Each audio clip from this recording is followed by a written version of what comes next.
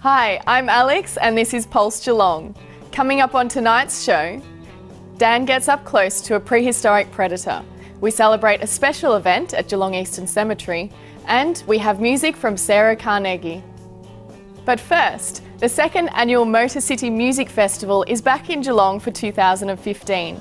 Here's Liz with more from the festival's recent launch. I'm down at Geelong's beautiful carousel for the launch of the 2015 Geelong Motor City Music Festival. I'm here with the man himself, Hugo T. Armstrong. Now, that's the best part about all this, is it's coming back again. Tell us about 2015 and what's in store for the people of Geelong and Victoria. Well, of course, last year we kicked off with the first Motor City Music Festival. 5,000 people attended. We had 50 bands on 5 stages over 3 days on the March long weekend. So why don't we do it all again? So it's going to become a regular fixture for Geelong, for visitors and of course for locals. And we just feel really confident that we've got a great event moving forward. So at the end of the day, Geelong and the event is going to be the stars and it's going to celebrate all that's great about this great city. This year on the Friday night, Electric Mary, fantastic rock band from Melbourne. Def Rhyme are going to be playing, also Phil Parra, great blues act, but Joe Camilleri and the Black Sorrows are going to be one of the 2 headline acts that we're announcing. And the Saturday we're going to do our big tribute fest again on the main stage. And on the Sunday this year we're announcing Jason Singh's coming back from Taxi Ride, Doug Bruce, country music artist, J.R. Rain, James Rain's son's going to be there, and legendary Australian band the Eurogliders are just one of the acts playing. But also we're going to have the biggest country music stage ever done in Geelong with 7 of the biggest country music names in the country come down as well on the Sunday. So that's the Sunday only. Last year I went on the Sunday and it was a fantastic family day for everyone. And people just sprawled out on the grass having a great time dancing in the sun. Same kind of thing again this year. Yeah, Friday and Saturday are over 18s days and no kids that day, but the Sunday's a huge family day.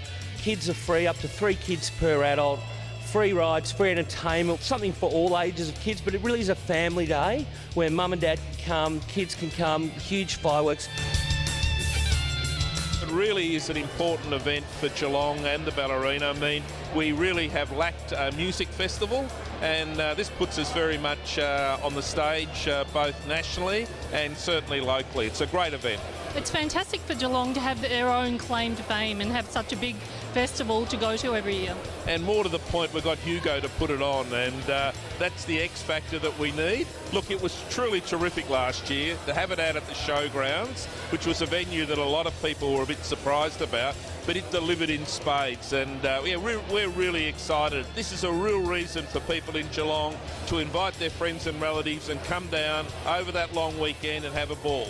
So, are you a bit of a tributes man yourself, Roger? Oh look, I loved it out there. I thought Shed Zeppelin last year was fantastic.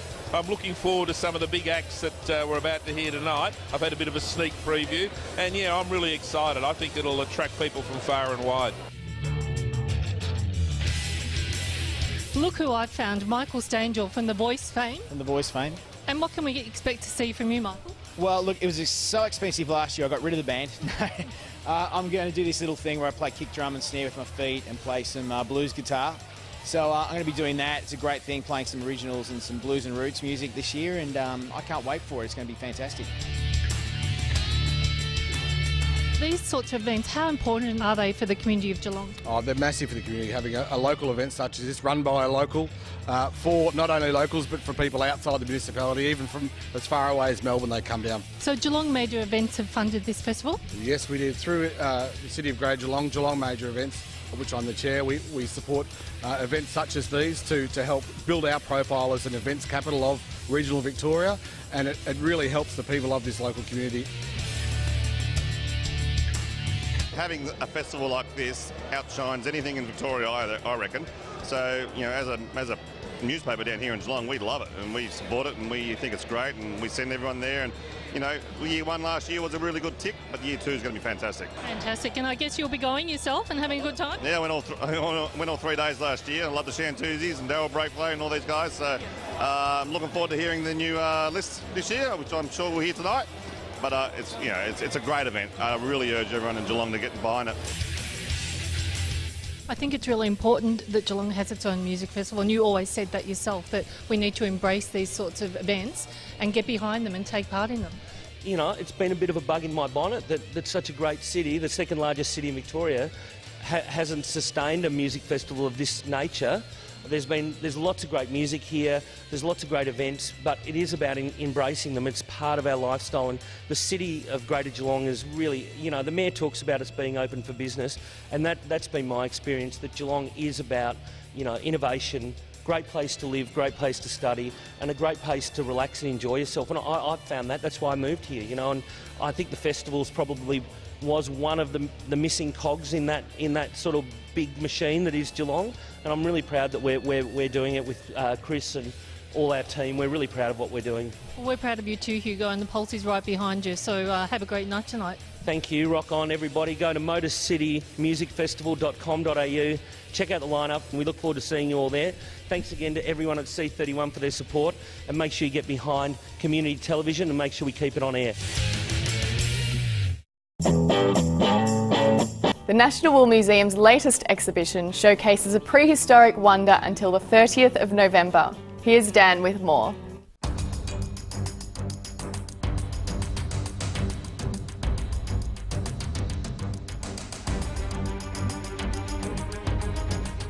I'm here at the National Wool Museum in Geelong to look at some prehistoric giants. Let's go check it out, guys. We're here at the SuperCroc exhibition in Geelong, and I'm joined by a very special Canadian known as Sarah, who's going to explain to us everything we need to know about the exhibition. So how are we going today, Sarah? Fantastic. That's good to hear. So tell me, what are we doing here today, and what is the SuperCroc exhibition all about? So SuperCroc is this fellow behind me here. So he's an 11-meter prehistoric crocodile, so he would have lived about 100 million years ago, so don't need to worry about meeting him now. And he would have lived in the tropical region of Africa. So he's joined here today by a variety of dinosaurs that would have come from our region. So Geelong, Otway Coast, what would have been a polar region at the time. Oh, there you go. And how much does he weigh? Because I'm looking at him and I am freaking out how big he is. Up to 9 tons. 9 tons? And how wide is he and how long is he? So he's 11 meters long, about 5 meters wide.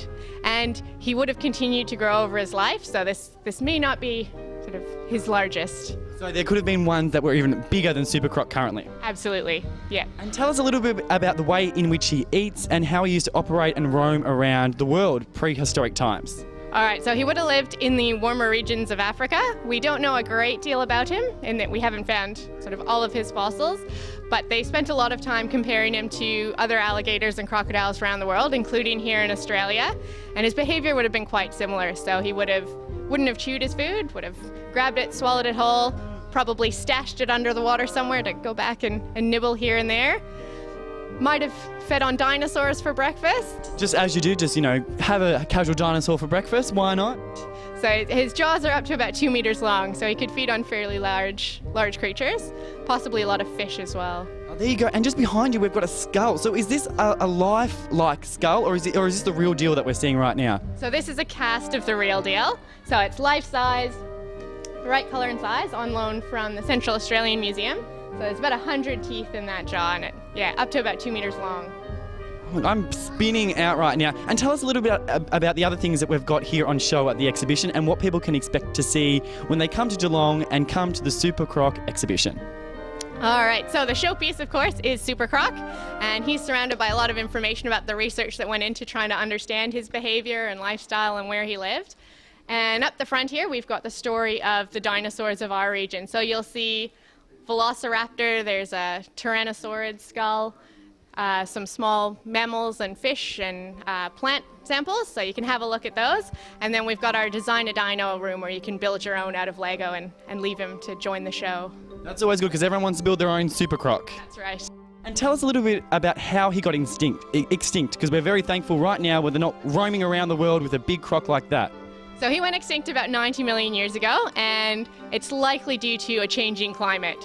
So over the Cretaceous, we had sort of a global warming period happening. Thank God for global warming, because otherwise we'd be walking around Geelong with this thing right now. Yeah, so we would have seen a change in climate, which eventually for a reptile like this would have changed the habitat and food and that sort of thing, and he died off.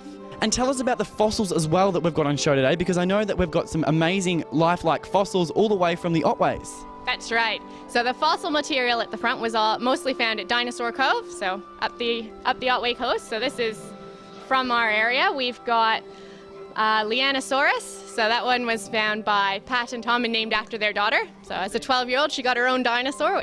We've got a Tyrannosaurid skull on the side there, so in the family of Tyrannosaurus rex. So there would have been some smaller versions of him running around the area. We've got a little Velociraptor and some Protoceratops. So that's the family that evolved into creatures like Triceratops. And just lastly, just before we leave, what dates are the exhibitions open and when are we closing? So the exhibition's open 7 days a week, so it's open now until the 16th of November, and it's open 10 to 5 every day. Well, it's been so nice talking to you, and everyone needs to check out the SuperCroc exhibition because it's definitely one to see this November.